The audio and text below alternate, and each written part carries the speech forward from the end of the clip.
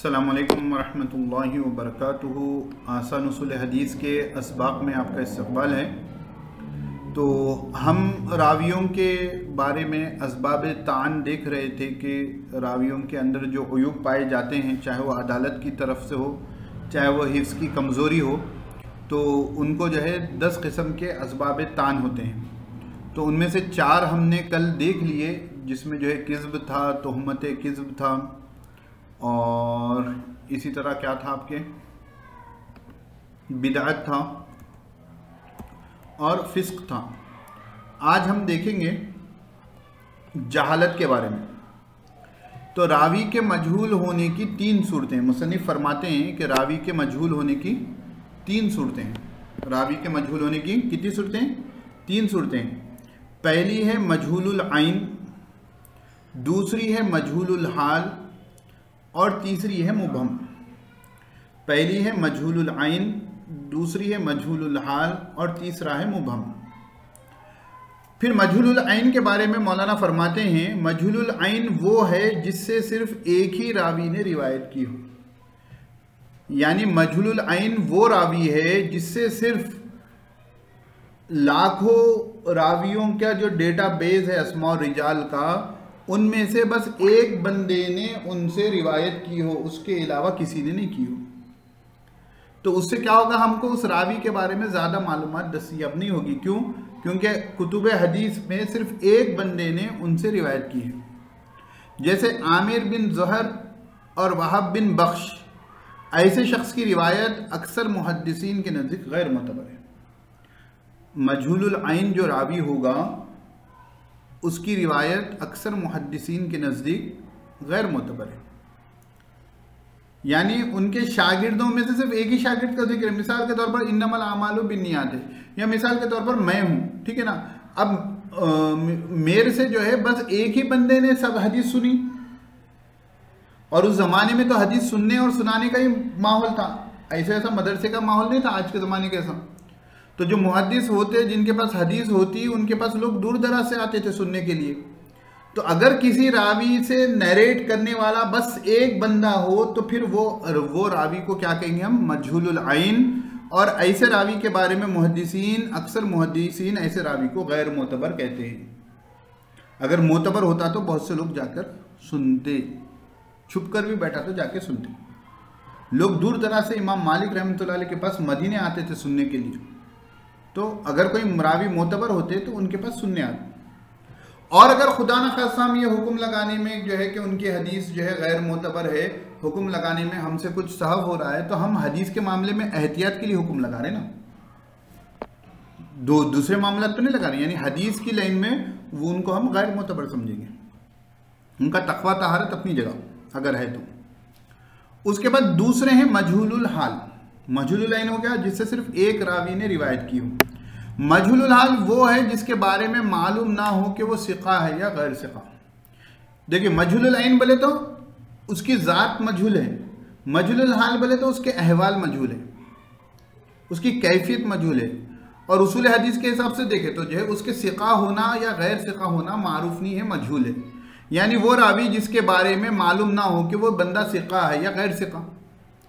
ऐसे शख्स की रिवायत के सिलसिले में उस वक्त तक तवक्कुफ किया जाएगा, उस वक्त तक इंतज़ार किया जाएगा, उस वक्त तक रुका जाएगा जब तक कि उसके बारे में तहकीक ना हो जाए। जब तक कि उसके बारे में तहकीक ना हो जाए, अस्मा और रिजाल की किताबों को खंगाला जाएगा, उसके हालत ज़िंदगी के ऊपर उस ज़माने के रावियों के बारे में जितनी किताबें हैं उनको खंगाला जाएगा और जाकर देखा जाएगा कि इस बंदे की हालत क्या मिलती है। सिका मिला तो रिवायत मोतबर, गैर सिका मिला तो गैर मोतबर, और कुछ भी नहीं मिला तो फिर तवक्कुफ जारी रहेगा।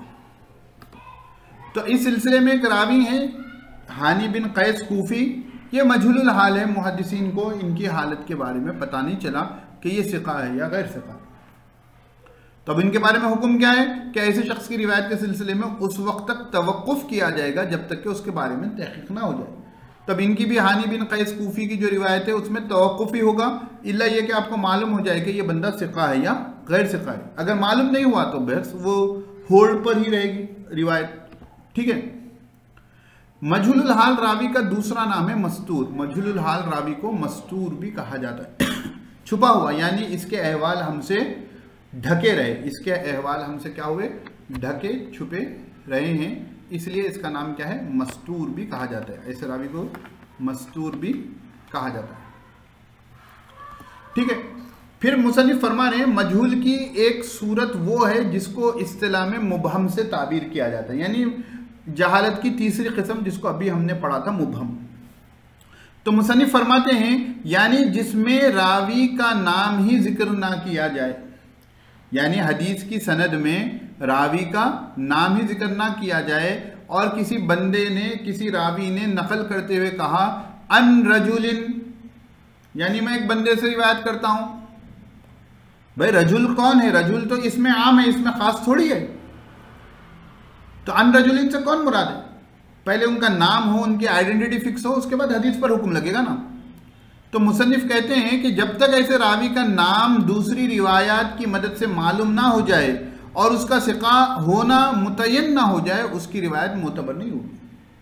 भाई अगर आप आसन उसूल हदीस को शुरू से सही से फॉलो कर रहे होंगे तो आपको भी यहाँ तक लॉजिक समझ में आ गई है कि हदीस के कबूल करने या ना करने में एक मिदार है, दारो मदार जो है रावी के ऊपर है। तो रावी सिका होगा तो हदीस मोतबर मानी जाएगी, रावी सिका नहीं होगा तो हदीस मोतबर नहीं मानी जाएगी।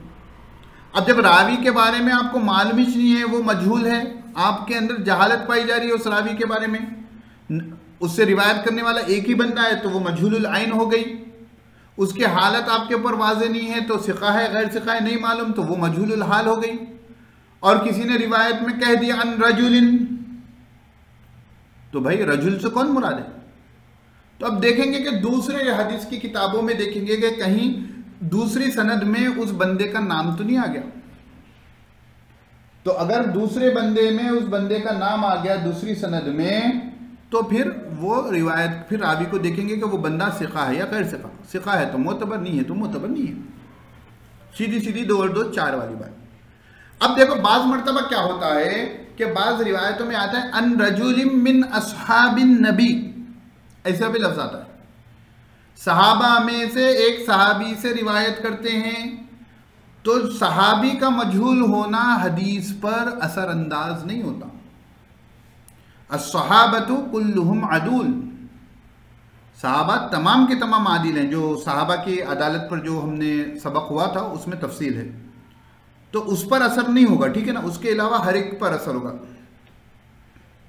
हाँ, फिर वो चीज़ देखेंगे कि जो बंदा जो है सहाबी की तरफ निस्बत कर रहा है उसका सहाबी से सुनना साबित है या नहीं है, वो अलग बहस है। लेकिन जहाँ मालूम हो जाए कि यहाँ पर सहाबी का नाम जिक्र नहीं है तो सहाबी अगर है मान लेंगे हम, तो फिर वो रिवायत मोतबर हो जाएगी। क्यों, सहाबा तमाम के तमाम आदिल हैं। जैसे हद्दसनी फुलानुन अखबरनी फुलानुन बोलकर अगर कोई हदीस में आ गया तो ये फुलान कौन है भाई, तुम हंसी मजाक कर रहे हो, हदीस बयान कर रहे हो। तो ये चीज़ आपके लिए अहम होती है कि आपको रावी के बारे में मालूम होना चाहिए। अब देखिए बरसों से मुसलमानों का ये उसूल है सहाबतु कुल्लुहुम अदल, तमाम के तमाम सहाबा आदिल हैं। और आजकल जो है बाद बरसाती मेंढक उछल रहे हैं, नहीं फलां साहबी मोतबर नहीं, फलां साहबी मोतबर नहीं, नौज़ बिल्लाह मिन ज़ालिक, तुम्हारा हमारे सामने कुछ एतबार नहीं है, तुम साहबी के ज़ात पर ज़बान खोल रहे हो। साहबा के बारे में तो कुरान गवाही देता है, रज़ी अल्लाहु अन्हुम व रज़ू अन्हु। कुरान के उनको मिसाल बनाकर पेश करता है कि भाई तुम उनकी तरह ईमान लाओ जैसे ये सहाबा ईमान लाए हैं, सूरह बकरा में जो जिक्र है। और आप कह रहे हो कि जो है कि आप जो है सहाबा में कैटेगराइज इस तरीके से कर रहे हो कि उनके मोतबर होने या ना होने में कैटेगराइज कर रहे हो, तो तुम मोतबर नहीं हो, तुम 14वीं सदी के आदमी, ठीक है ना। तो यहाँ पर हमारा आज का सबक मुकम्मल हो गया। मुसन्निफ ने यहाँ पर चंद किताबों का जिक्र किया है।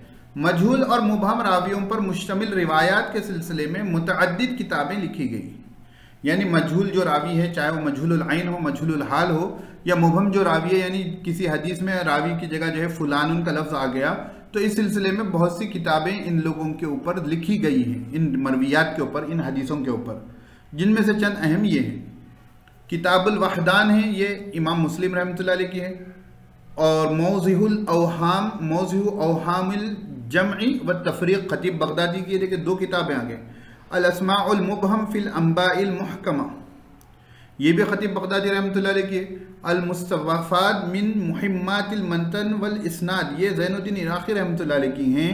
तो ये चंद किताबें हैं जिसमें आपको मजहूल और मुबहम रावियों पर हदीसें मिल जाएंगी और उनकी तफसीलात भी मिल जाएंगी। कोशिश करें एक मरतबा इनको ऑनलाइन नाम लिखें, डाउनलोड करें, दीदार कर लें, एक आध रिवायत उसमें से देख लें, ताकि आइनुल यकीन हो जाए कि किस तरीके की ये किताबें हैं। तो असबाब तान में से जो अदालत के सिलसिले के 5 हैं वो आज मुकम्मल होते हैं। इंशाअल्लाह आगे के सबक में आगे के असबाब तान को हम तफसील से देखेंगे। अस्सलामु अलैकुम वरहमतुल्लाहि वबरकातुहू।